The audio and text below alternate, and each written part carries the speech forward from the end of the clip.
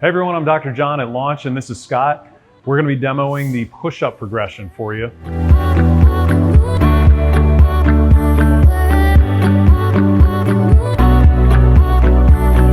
Starting off at easiest, progressively tougher, and then toughest last. All right, let's say that you have any issues with your shoulders that prevents you from being able to do a full floor level push-up, then we want you to start off at the wall push-up. Find a stable wall that you can lean against with your palms at shoulder level and stand with your feet far enough away that if the wall weren't there, you'd fall forward. That's the distance you want to be. And then I want you to do a push-up leaning into the wall where your elbows go just barely up to your trunk, and then you push away. Now notice Scott's elbow position. Notice how when he goes to lean in towards the wall, his elbows aren't flared out horizontally, but they're also not tucked in at his sides. They're at about 30 degrees out to the sides. Now there are some reasons why you'd want to do variations of push-ups. When you go to do the elbows tucked in push-ups, that just makes it a little bit more of a tricep focus on the backs of the arms. But this way, where he's doing it with a 30-degree elbow bend, you'll feel the effect more in the front of your chest. Now, if you're ready for the progression, I want you to lean against a countertop and do your push-ups at an incline. Walk your feet back, make sure that it's a stable surface that you're leaning against, and you do the same depth push-up, controlled motion on the way down, bring your elbows to about the level of your trunk, and then push away.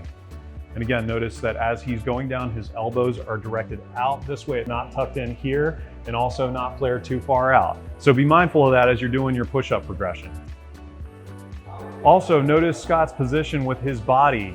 Show us how the incorrect form with your hips too far away would be. You're gonna go onto a bench, a standard 18-inch chair, something that's sturdy enough that when you go to lean into it, that it's stable. Then you do your push-up from here. Lean in towards the bench and then push away. Leaning in, elbows at 30 degrees and pushing away. Notice how his body's in a straight line. Now this is gonna get progressively tougher. Let's say you're at a point where you can't do floor push-ups, but you still could barely do this level push-up, then maybe that's what's appropriate for you.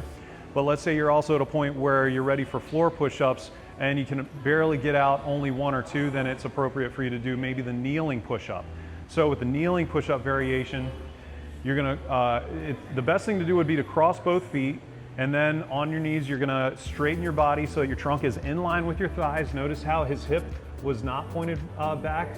It's in line with his trunk like that. And then he goes to do the push-up, bringing his elbows out to the side and pushing away. Notice how every rep is deliberate and controlled. No jerkiness to it, pausing for a half second at the top, pausing for a half second at the bottom. And then the full push-up where you go onto toes and palms, both legs straight. Now, once you're here in this position, be mindful of making sure that your chest is away from the floor so your back is not sunken in.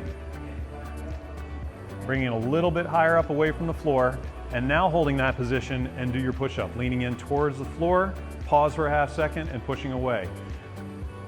No need to go any further to the floor than 1 fist distance away. No need to touch the floor to be able to get this effectively done.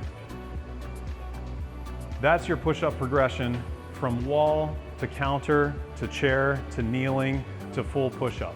When you're at the point where you are able to do any of those levels, whatever level you're at, you need to be able to do approximately 10, 15, maybe 20 in a row to the point where your arms get fairly tired.